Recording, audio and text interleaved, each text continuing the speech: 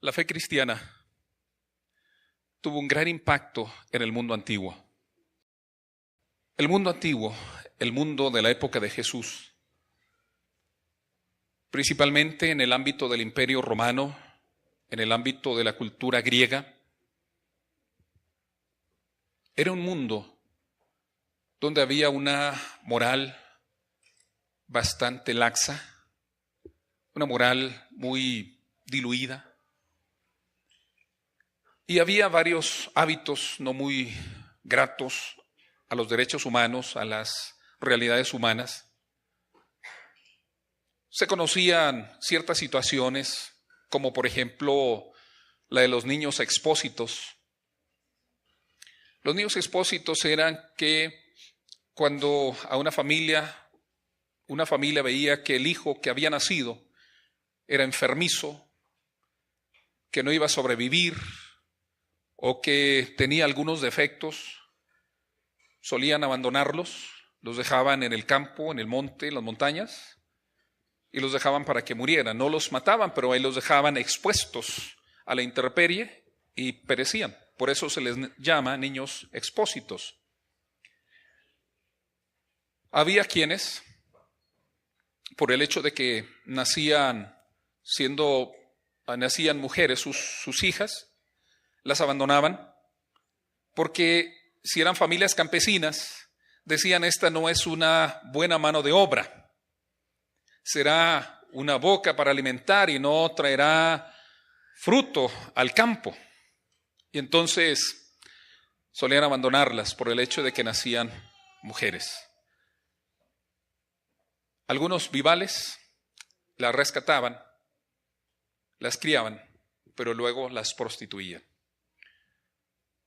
En el mundo grecorromano había algunas cuestiones muy permisivas, como los soldados que podían tener sus efebos, sus adolescentes que los acompañaban, hacían la vez de escuderos, cargaban las armas, pero también eran sus parejas sexuales, para evitar que el soldado estuviera con la nostalgia de volver a casa.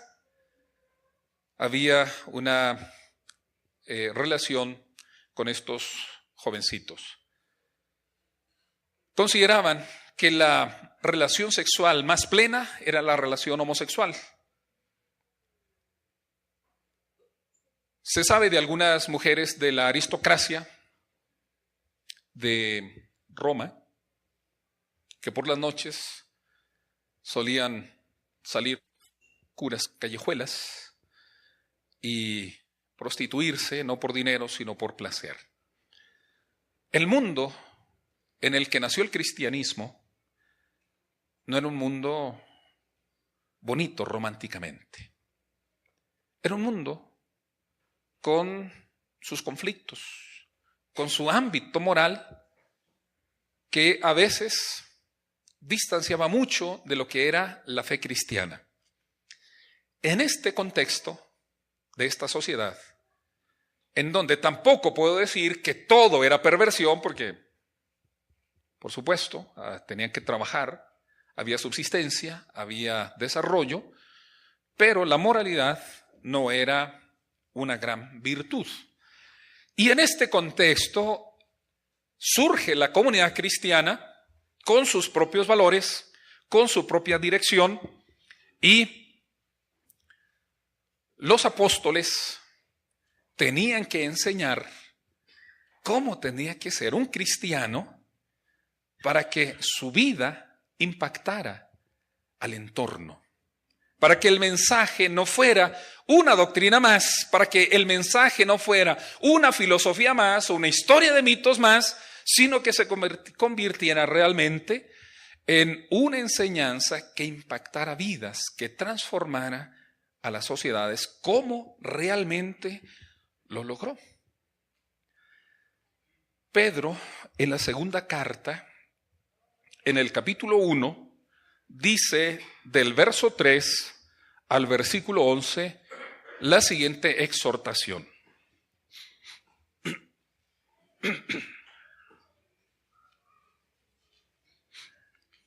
Segunda de Pedro, capítulo 1, versos 3 al 11.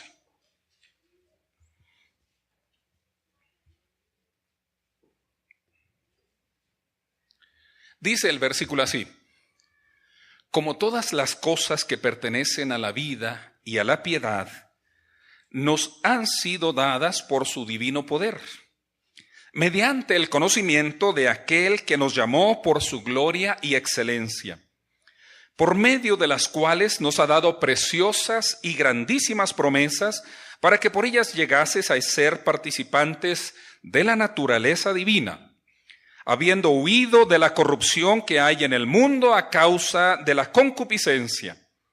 Vosotros también, poniendo toda diligencia por esto mismo, añadid a vuestra fe virtud, a la virtud conocimiento, al conocimiento dominio propio, al dominio propio paciencia, a la paciencia piedad, a la piedad afecto fraternal, y al afecto fraternal, amor. Porque si estas cosas están en vosotros y abundan, no os dejarán estar ociosos ni sin fruto en cuanto al conocimiento de nuestro Señor Jesucristo. Pero el que no tiene estas cosas tiene la vista muy corta, es ciego, habiendo olvidado la purificación de sus antiguos pecados. Por lo cual, hermanos, tanto más procurad hacer firme vuestra vocación y elección, porque haciendo estas cosas no caeréis jamás. Porque de esta manera os será otorgada amplia y generosa entrada en el reino eterno de nuestro Señor y Salvador Jesucristo.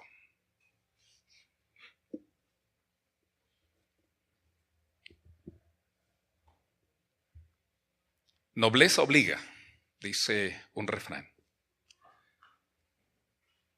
Según la naturaleza de las cosas, estamos obligados a vivir en ellas.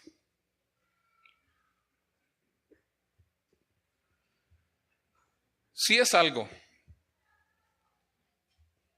que camina como pato y hace ruido como pato, es que es un pato.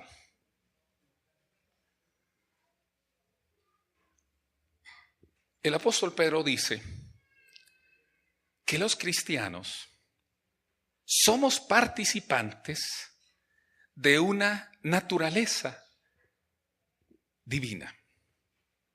Que los cristianos somos participantes de un don, de un regalo que ha transformado nuestra condición de vida. Se ha puesto sobre nosotros el sello de Dios, se ha puesto sobre el ser humano, sobre el creyente, un sello, una marca que lo hace diferente. Pero esto lo obliga a caminar también con esa o bajo esa exigencia. Esto no dice que nos hace superiores a los seres humanos, sino lo que dice es que en nosotros aparece la verdadera naturaleza, que es la naturaleza divina. El ser humano fue creado por Dios a imagen y semejanza de Dios. ¿Por qué Dios no permite o por qué Dios no quiere que nosotros nos hagamos imágenes de Él? Porque Dios ya hizo a algo que refleja su imagen y semejanza. Porque no hay un objeto que sea capaz de reflejar la grandeza, la gloria de Dios, solo aquello que Dios mismo hizo a su imagen es aquello que lo refleja. Y esto es el ser humano. Los seres humanos fuimos hechos a imagen y semejanza de Dios. Dios no quiere que haya otra imagen de Él que lo que nosotros somos.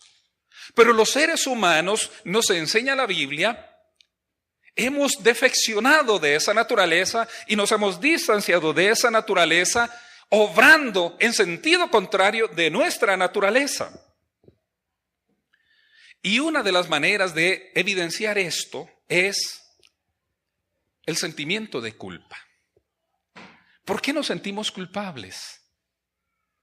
Cuando mentimos, cuando estafamos, cuando engañamos, cuando hacemos mal, ¿por qué nos sentimos culpables? Nos sentimos culpables porque sabemos que estamos hechos para algo diferente. Porque sabemos que estamos hechos para la bondad. Sabemos que estamos hechos para la generosidad, para la solidaridad, para la justicia. Sabemos que estamos hechos para algo grande que refleja a Dios.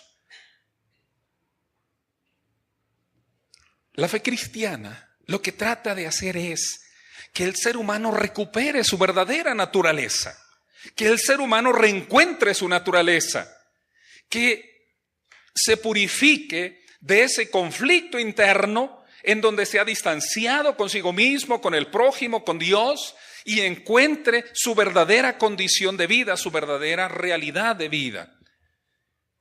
Y Pedro dice que nosotros, por la bondad de Dios, por la gracia de Dios, por la piedad de Dios, hemos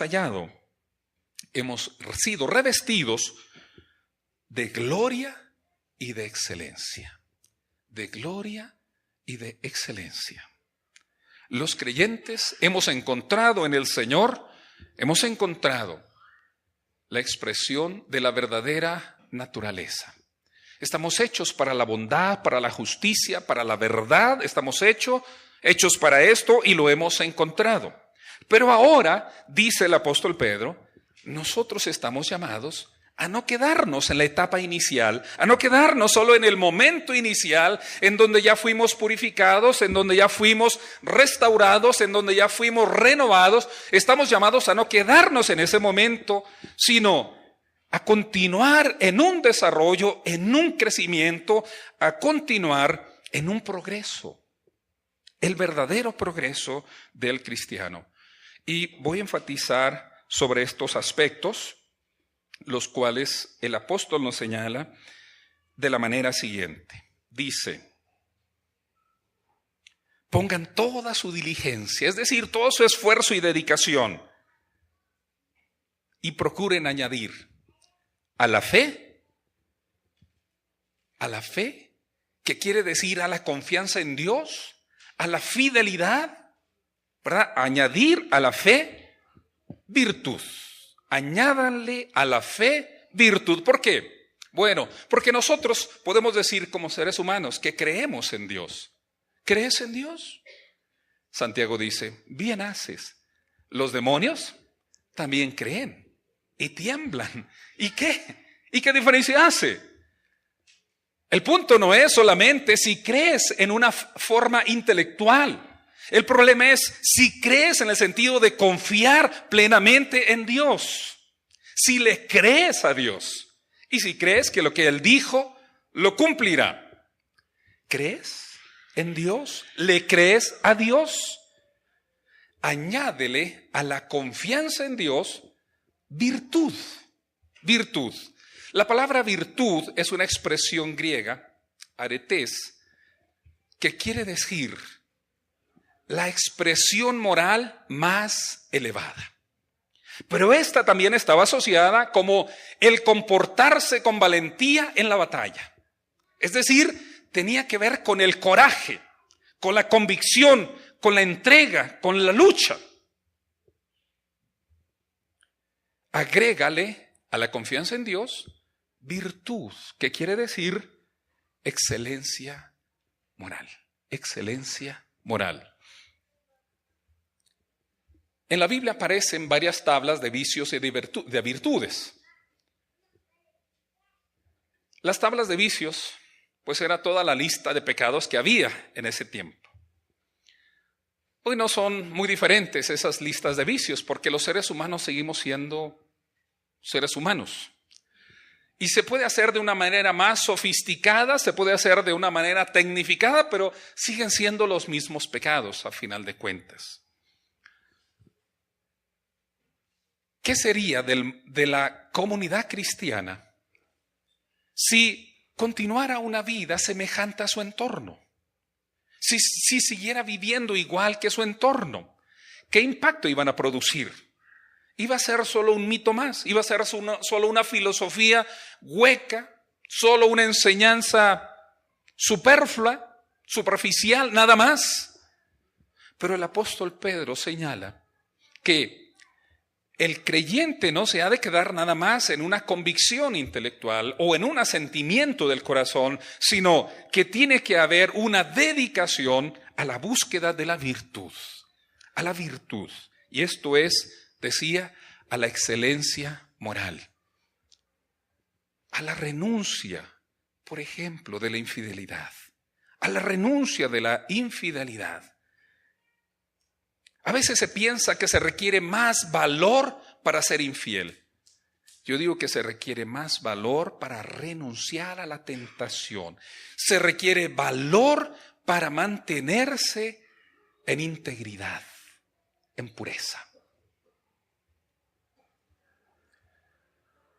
Una pareja fue a un negocio, hizo una compra, le dieron su cambio y cuando estaba ya lejos del comercio se dio cuenta de que le dieron mucho más dinero del que correspondía en el cambio. Entonces dijeron, vamos a devolverlo. Sí, hay que devolverlo, hay que ser honestos. Llegaron con la cajera, le dijeron, mira, hace rato vinimos a comprar y creemos que tú nos diste dinero de más, queremos devolvértelo. Queremos actuar con honestidad. La cajera se alegró mucho porque ya se había dado cuenta de que le faltaba dinero. Y si le faltaba, ella lo tenía que pagar, así que se alegró mucho y agradeció. Y bueno, ella se emocionó tanto que fue y le dijo al gerente y le dice, mire, señor gerente, esta pareja acaba de venir a devolver un dinero que yo le di de más. No sé si podemos hacer algo para agradecerles este gesto de su honestidad. El gerente dice, sí, cómo no, me gustaría mucho. Padecemos robo constante y nos gustaría mucho promover estos valores. Y nos gustaría, si ustedes nos permiten, hacerles un reconocimiento, hacer público el acto que ustedes están haciendo de devolver el dinero que les dimos de más. Y el varón dice, no, por favor no se preocupe, queremos pasar así desapercibido, mejor déjelo así nada más. No, dice el gerente, déjenos tomarles una foto, hacer una toma para la televisión y queremos difundirlo y queremos hacer un señalamiento de que ustedes fueron personas honorables. Bueno, ya para hacer corto el discurso, el varón le dice, no, mire, lo que pasa es que no quiero que me vean con esta mujer porque no es mi esposa.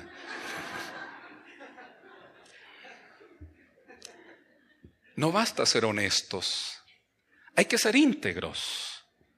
No basta ser honestos en un aspecto, hay que ser íntegros en todos los aspectos de la vida.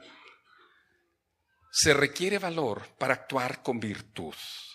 Y la virtud significa la excelencia moral. Hermanos, si nuestras vidas como cristianos no son diferentes de nuestro entorno, no vamos a tener impacto en la sociedad, no vamos a tener impacto. Y el mensaje cristiano se diluye. Se diluye. Estamos obligados a actuar en la naturaleza que Dios nos ha revestido. Pedro dice, en nosotros está ahora la naturaleza divina. En Dios está la fidelidad, la pureza, en Dios está la integridad. Y para nosotros está esta exigencia también actuar con esta integridad, con esta dedicación. Como la virtud también se asocia con el combate en la batalla, recuerdo una pequeña historia de un hombre joven que estaba en batalla en el ejército griego y de pronto se sintió amedrentado ante el ejército enemigo y decidió escapar, huir de la batalla. No huyó muy lejos y lo atraparon. Y lo trajeron ante Alejandro el Grande, ante Alejandro el Magno. Y entonces, cuando vienen ante él, le traen al muchacho y le dicen, mira, este joven huyó de la batalla. Tú decides qué hacer con él. Y el gran general le pregunta, ¿cómo te llamas? Él dice, Alejandro. se quedó pensando. O cambias de actitud o cambias de nombre.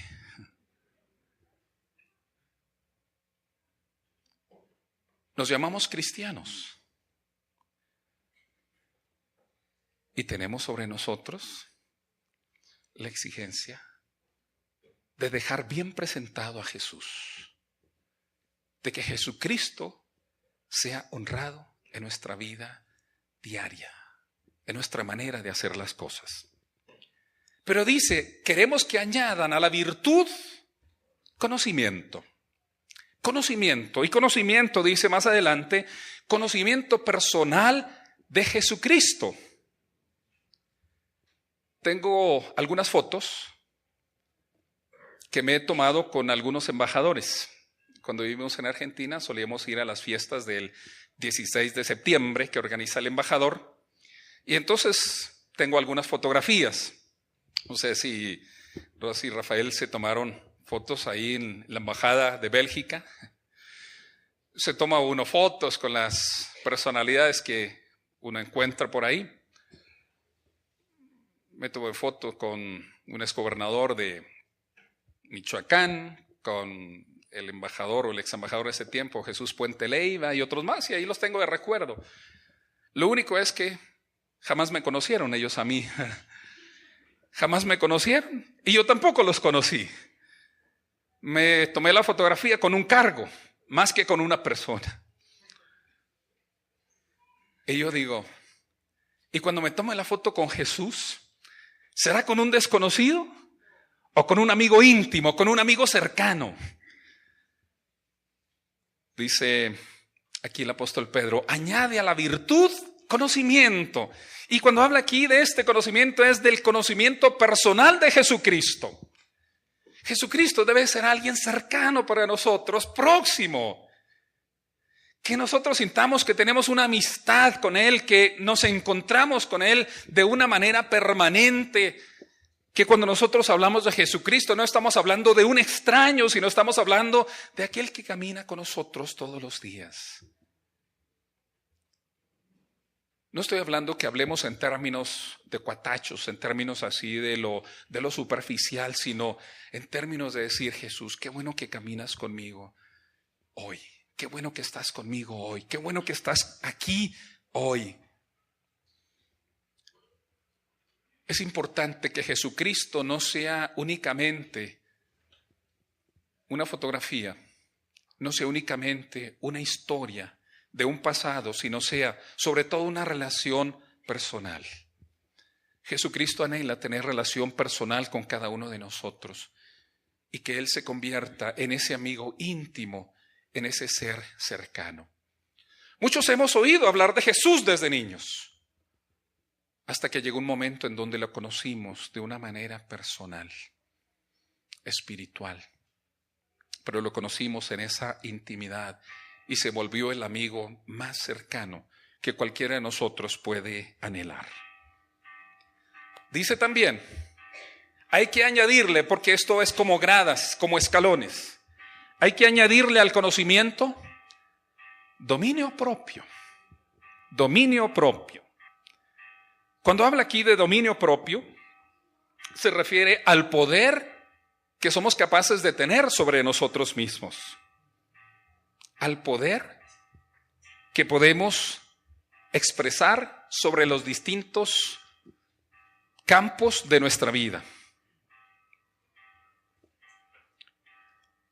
Algunos de nosotros todavía batallamos para ponerle un cuchillo a la garganta, ¿verdad? Proverbios dice, pon cuchillo a tu garganta, sobre todo cuando vas a casa ajena, ¿verdad? Pon cuchillo a tu garganta, porque si no ya no te vuelven a invitar. A veces no tenemos dominio propio, no tenemos control. Y de los cristianos, vaya que algunos sí que comemos, ¿verdad? Tengo un amigo pastor que luego me dice, oye, ese cuerpo no es del gimnasio, ¿verdad? No, este cuerpo que me cargo no es del gimnasio, es del comedor. Había un pastor que solía decir, a mí cualquier taco me seduce. Cualquier taco me seduce. Así sea del puesto que sea, ¿no? De la calle que sea, en la esquina que sea, ¿no? Todas sus corbatas las tenía manchadas de salsa. Ahí las bautizaba. Dominio propio. Añade al conocimiento dominio propio. Control. Un límite. Ponerle un límite. Qué bueno que algunos de ustedes sí saben decir no más. ¿Verdad? No más. A mí cuando me preguntan con cuántos tacos te llenas, yo siempre digo que con uno. Con el último. ¿Ah? Pero eso me ha convertido en que soy un rebelde del club de Rogelio, porque tengo control. Algunos de nosotros no tenemos control, ¿verdad? Dominio propio sobre nuestro alimento. Y siempre, ¿verdad? Desbordamos los límites de lo que realmente necesitamos. Y uno puede decir, pero ¿eso qué tiene que ver con lo cristiano? ¿Eso qué tiene que ver con la fe? Pues eso también es un campo en donde Dios puede ser Señor de nuestra vida. Dios es Señor en nuestra alimentación. Dios es Señor en la manera en que nosotros comemos. ¿Es Señor? ¿O ahí nos sentimos nosotros señores y dueños? Hacemos todo lo que nosotros queremos. Dice Pedro que tengamos el poder sobre nosotros mismos en el consumo de los alimentos, podemos decir, en el control de la lengua, que podamos tener dominio propio. Santiago dice, si alguno de ustedes puede tener dominio sobre la lengua, ese sí que es grande,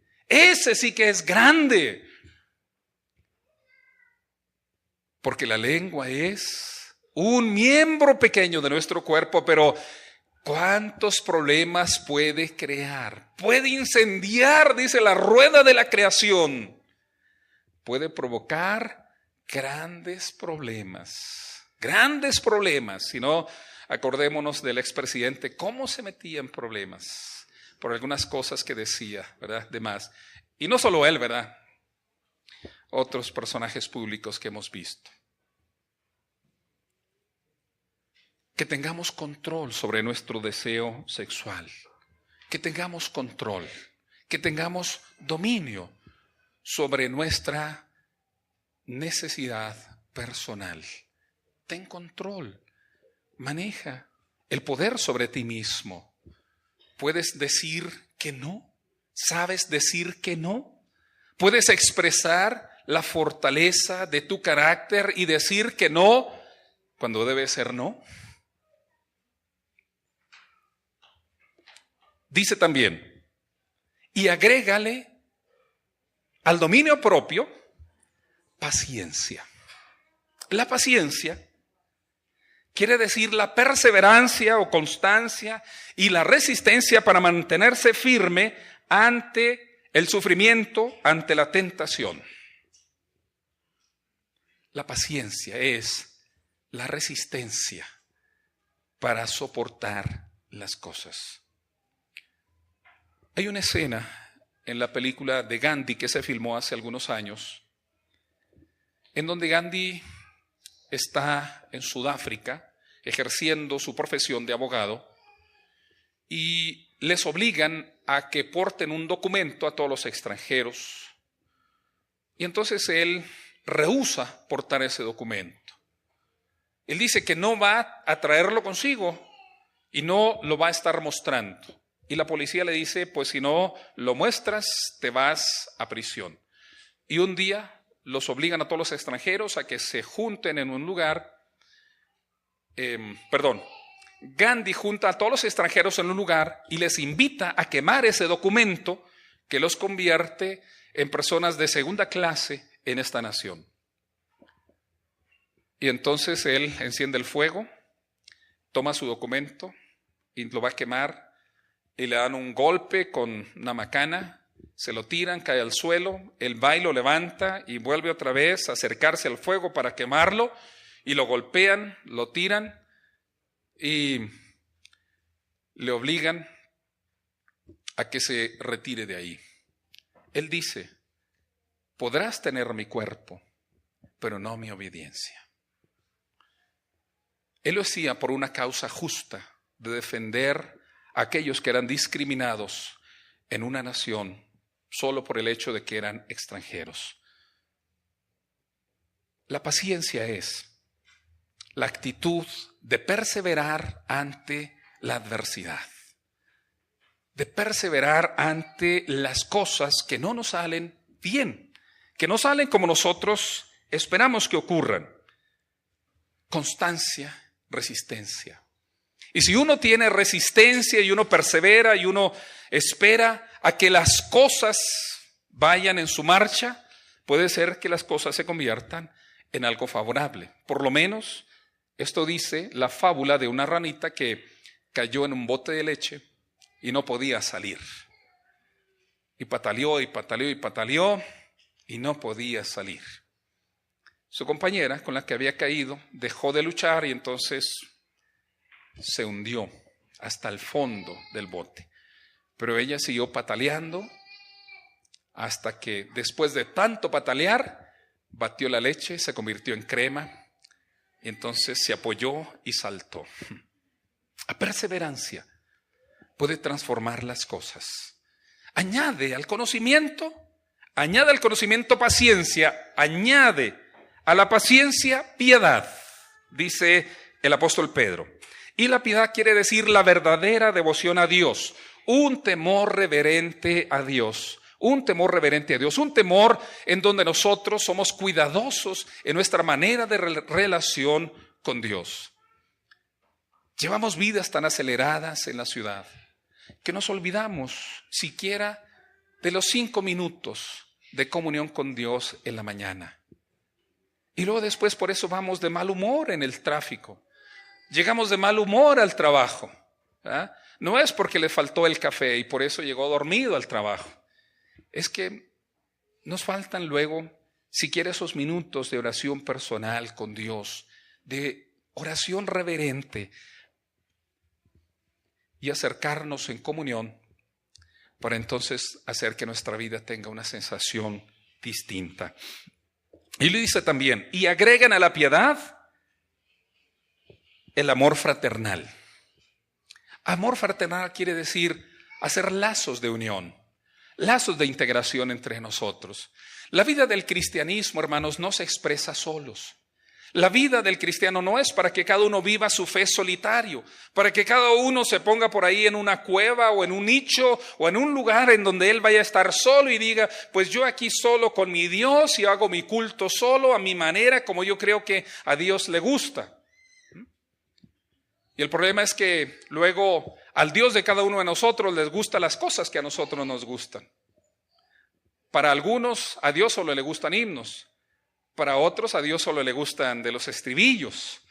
Y para otros a Dios solo le gusta determinado tipo de alabanza. Tenemos que crear lazos de unión entre nosotros, lazos que nos fortalezcan, porque la fe cristiana se vive en comunión, en la comunión de los diferentes, en la comunión de los distintos. Y nos acercamos en las diferencias. Y podemos confrontarnos y podemos ponernos de acuerdo para que entonces se exprese la armonía y la comunión entre nosotros. Y al amor fraternal también agrégale como otro escalón y es el amor ágape, que es el amor como Dios ama. Amar como Dios ama. Son escalones de las características que habrán de aparecer en el cristiano. La conversión, hermanos, no es algo que vivimos en el pasado, es algo constante que habremos de vivir cada día, cada momento, cada experiencia, volvernos a Dios y esperar a Dios que Él vaya moldeando nuestra vida y que las características de Él estén en nosotros, estén en nuestra personalidad, en nuestra manera de vivir, en nuestra manera de comunión entre nosotros. Dice un autor, yo no temo tanto a la dinámica de los malos, temo a la pasividad de los buenos. Temo que rechacemos la vida de virtud, porque a veces no nos gusta hacer la diferencia. El mundo que vivimos es un mundo con una moralidad bastante light, bastante ligera. En el mundo en el que vivimos, es un mundo en donde se va deteriorando cierto tipo de relaciones del matrimonio, de la familia, de la manera como se puede ver un hombre, una mujer. Nosotros, como cristianos, necesitamos, en nombre de Dios, expresar la diferencia, vivir esa diferencia. Si en nosotros hay estas cosas, dice el escritor, si en nosotros hay estas cosas, entonces no os dejarán estar ociosos ni sin fruto en cuanto al conocimiento de nuestro Señor Jesucristo. Como iglesia, estamos llamados a vivir de tal forma que Dios se sienta honrado, reconocido y glorificado por todas las cosas que hacemos. Cada uno sabe en el secreto de su vida la debilidad que le molesta, la debilidad que le aqueja.